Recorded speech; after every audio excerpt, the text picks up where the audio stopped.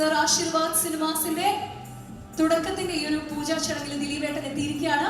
ദിലീപേട്ട, വിസ്മയ മോഹൻലാൽസ് തുടക്കമാണ് നമ്മളിപ്പോൾ കണ്ടുകൊണ്ടിരിക്കുന്നത്. ദിലീപേട്ട, എന്താണ് പറയാനുള്ളത്? എല്ലാവർക്കും നമസ്കാരം. ആദ്യം തന്നെ എന്നെ വിളിക്കുന്ന പ്രതീക്ഷയില്ല. വലിയ സന്തോഷമുള്ള ഒരു ദിവസമാണ്. എൻ്റെ ഓർമ്മയിൽ പെട്ടെന്ന് വരുന്നത് 1992 ഞാൻ ഉള്ളടക്കം എന്ന് പറഞ്ഞ സിനിമയിൽ അസിസ്റ്റൻ്റായിട്ട് ലാലേട്ടൻ്റെ കൂടെ വർക്ക് ചെയ്യുന്നത്. അന്ന് അതിൻ്റെ നിർമ്മാണം ബാലയ സാറിൻ്റെ മകനായ സുരേഷ് ബാലയ സാറ്.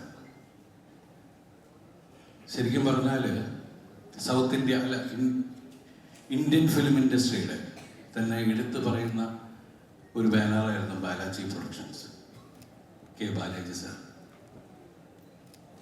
ഇവിടെ ഇന്ന് ഏറ്റവും പ്രൗഡായിട്ടുള്ള ഒരു കാര്യം സുചേച്ചിയാണ്.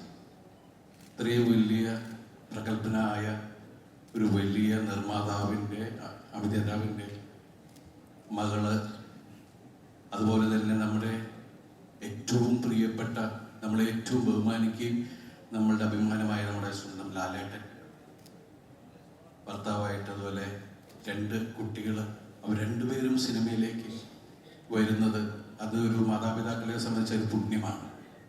അവരുടെ വളർച്ച, നല്ല കാര്യങ്ങൾ കാണാൻ പറ്റുക എന്നൊക്കെ പറയുന്നത് ശരിക്കും പറഞ്ഞാൽ നമുക്കെല്ലാവർക്കും, പ്രത്യേകിച്ച് നമ്മൾ അത്രയും സ്നേഹിക്കുന്ന ലാലേട്ടൻ്റെ കുടുംബത്തിൽ ഇത്രയും ഗംഭീരമായ ഒരു പരിപാടി നടക്കുന്നു എന്ന് പറയുമ്പോൾ അതിൻ്റെ ഭാഗമാവാൻ എന്നെ വിളിച്ചതിൽ വലിയ ആത്മാർത്ഥമായിട്ടുള്ള നന്ദി ഞാൻ പറയുന്നു. അതുപോലെ തന്നെ എനിക്ക് എത്രയോ വർഷം, ഞാൻ അസിസ്റ്റന്റ് ഡയറക്ടറായിട്ട് കാലം മുതൽ കാണുന്നതാണ് ആന്റണി ബൈനെ. അദ്ദേഹത്തിൻ്റെ വളർച്ച, അദ്ദേഹത്തിൻ്റെ പ്രയത്നം. അപ്പോൾ ഇത്രയും വർഷത്തിനിടയിലെ യാത്രയിൽ മലയാള സിനിമയ്ക്ക് തന്നെ ഒരുപാട് കച്ചവട സാധ്യതകളും അതിൻ്റെ പുതിയ മാർഗങ്ങളും ഒക്കെ കാണിച്ചു തരുന്ന ഏറ്റവും വലിയ കമ്പനിയാണ് ആശീർവാദ് സിനിമാസ്. എനിക്ക് തോന്നുന്നു MBA ഒന്നും പഠിച്ചിട്ടില്ല, പക്ഷെ ഏറ്റവും കൂടുതൽ MBAക്കാർ കണ്ടുപിടിക്കുന്നത് ആന്റണി ബൈനെയാണ്.